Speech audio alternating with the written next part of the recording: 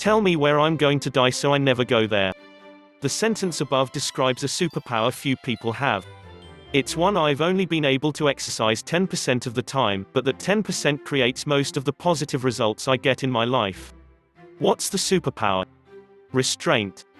Success, happiness, or whatever word you use to articulate what you want, often involves what you don't do. Also, restraint from one action can be a springboard to a more useful one, e.g., talking to listening. We live in an unrestrained world. It's getting louder, angrier, more chaotic and pretentious. Which is why it's the perfect time for you to behave in the exact opposite fashion and wield these superpowers few people have. Hide your intelligence. A know-it-all is a person who knows everything except for how annoying he is. Demetri Martin. If you're a smart person, you might have the tendency to want to show it off.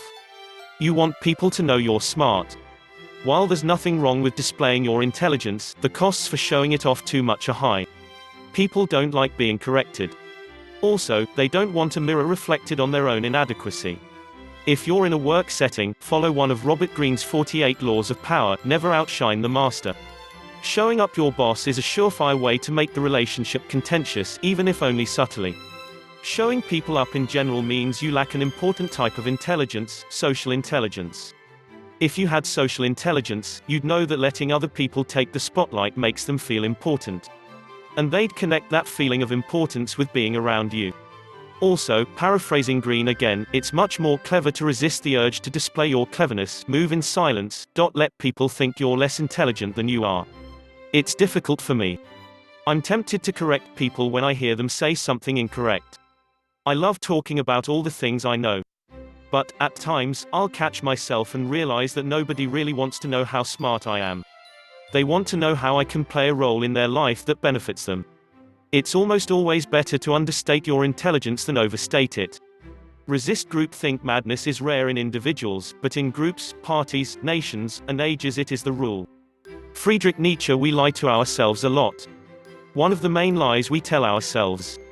We think we're open-minded. On the whole, we're not. You've cobbled together an identity based on narratives. You tell yourself stories constantly, and the ones you repeat often become part of your personality. You're also prone to adopt narratives based on groups you belong to. You do this because human beings are naturally tribal animals. The problem with this occurs when you're unable to even hold views that deviate from your group's list of stances. This is what you see in the political sphere right now. No one's budging. If you're able to form your own worldview, a legitimate one should contain elements of contradictory philosophies, you'll have the benefit of not being a crazy person participating in mudslinging contests. It's pretty much impossible to form an original worldview because you have to form it by picking up established narratives, unless you're a truly original thinker, which you're not. Just knowing how difficult it is to form untainted beliefs gives you the humility to second-guess your own opinions. The end goal. Be able to say that you've put thought into which components of group narratives you decided to adopt. And then, stay out of the herd altogether. You're going to have to sit on the sidelines while everyone else bickers. Don't even participate in the discourse. Improve your life. At the end of the day, most of what happens in your life can be seen and shaped through the lens of your individuality. No matter what group you belong to, the experiences, memories, and emotions you have are unique to you. And, you can only genuinely look to yourself to reshape any of the above. Stop caring what people think about you. You want praise from people who kick themselves every 15 minutes, the approval of people who despise themselves. Marcus Aurelius. You want to know a great trick for letting go of other people's opinions? Read a book about space or watch a YouTube video about it. Right now, I'm reading Stephen Hawking's A Brief History of Time. Here's a passage from it. Our sun is just one of the 100,000 million stars that make up our galaxy, the Milky Way. The Milky Way is only one of the many galaxies in the local group. The local group, in turn, is just one of the thousands of groups and clusters of galaxies which form the largest known structures of our universe. Now think of your place in that universe. Why so preoccupied about what will happen, or what others will think when you're already essentially dead? Because human beings are the only known species arrogant enough to place themselves at the center of the universe. I do it. You do it. The less it's done, though, the freer you are. That's the thing about freedom, it's often a consequence of what you don't do. Once you decide to stop caring so much, it'll allow you to do what you want. Are you going to let other people, infinitesimal pieces of existence in the expanse of the universe, stop you from living your life the way you want to live it? Stop placing blame altogether. If it's in your control, why do you do it? If it's in someone else's control, then who are you blaming? Atoms? The gods? Stupid either way. Blame no one. Marcus Aurelius. This is about taking ownership of your mind. If you don't own your mind, someone else or circumstance will.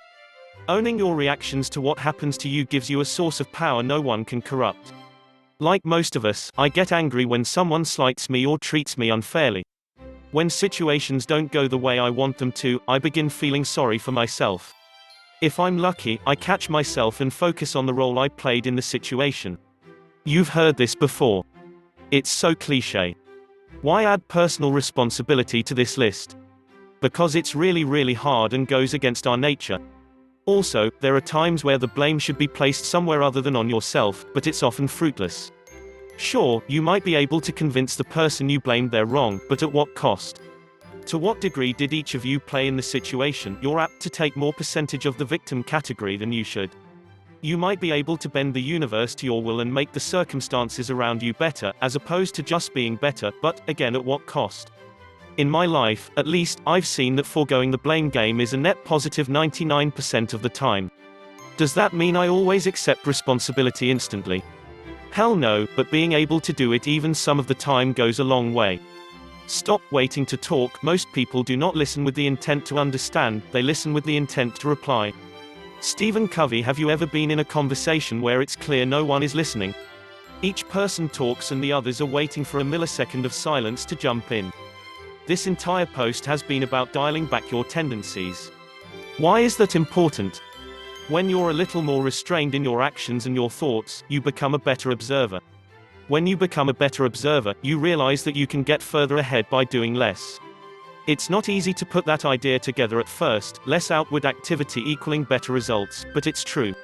If you let other people talk, listen to them, and give up your need to jump into the conversation right away, everyone will love you. People love to talk. Let them. While they talk, listen. If you really listen, they'll give you all the information you want to know, their hopes, fears, desires, needs, likes, dislikes. Just sit there while they spill the tea. Then, you can do little things that make them feel like you're a great conversationalist and someone they can trust, even if you barely talk. Repeat what they said back to them, ask them a question that makes them continue to talk, genuinely highlight when they bring something up you have in common. You can use this technique in a real conversation or the conversation, the zeitgeist, blogs, and social media. Don't jump in the debate. Watch it while everyone reveals their cards. Stop letting your desires pull you in every direction. Those who act with few desires are calm, without worry or fear. Buddha books like Think and Grow Rich teach you to have an ultimate desire for wealth to get it. If you like to read about business and self-improvement like me, you see Facebook ads on how to start a six-figure business in real estate, or whatever. Ambition can be good and necessary. It can also be poisonous. When I focus too much on results, output, writing becomes less fun. It starts to feel like work. When I write what I think you want to read and start to pander because of a desire for clicks, the work suffers. Every time I do something I don't really want to do because I think it will help me get something I desire, I feel bad, misaligned, incongruent. The only times I've ever succeeded and felt good were byproducts of doing the work I enjoyed doing. How about you? What status games are you playing right now? What objects and circumstances are you lusting over? Are you being controlled by a desire for the output or the need to do the input? I have to remind myself constantly that I can be happy with what I have this second. And, even if my life gets better outwardly, I'll adjust to it quickly and begin running on the hamster wheel all over again. Better to just do the things I love, right now, and forget about the future. Stop taking everything so seriously. Outrage is like a lot of other things that feel good but over time devour us from the inside out. And it's even more insidious than most vices because we don't even consciously acknowledge that it's a pleasure. Tim Kreider. Imagine a society where everyone tended to their own well-being first before shouting into the sky about the government or what's on the news. What if we stopped watching the news altogether? If we did that, we'd realize, while things are nowhere near perfect, the sky isn't falling. It isn't. It isn't. You can probably see this in your own life. The things we tend to take seriously at a high level, e.g., will we go to war with X, there's always an X, have little to do with what's going on at the ground level, otherwise known as our actual life. I stopped reading the news and going on Twitter all the time. It's not real life. I realized I was getting riled up over nothing. Also, even if the situations were as dire as I thought, my tweets weren't going to fix the situation. All the while there were plenty of things in my own life that needed tending to. Get out of the outrage, if it bleeds it leads, machine right now. It's not worth your sanity. Then, even in your own life, try to stop taking everything so seriously. Focus on your career, but don't make your career your life. Be prudent, save, budget, but don't become a worrywart. Spend time with your friends and family without worrying much about anything beyond them. I've said this many times. From the perspective of the universe, you're dead. Clutching on the steering wheel of life gives you the illusion you have control. You don't, really. Just live.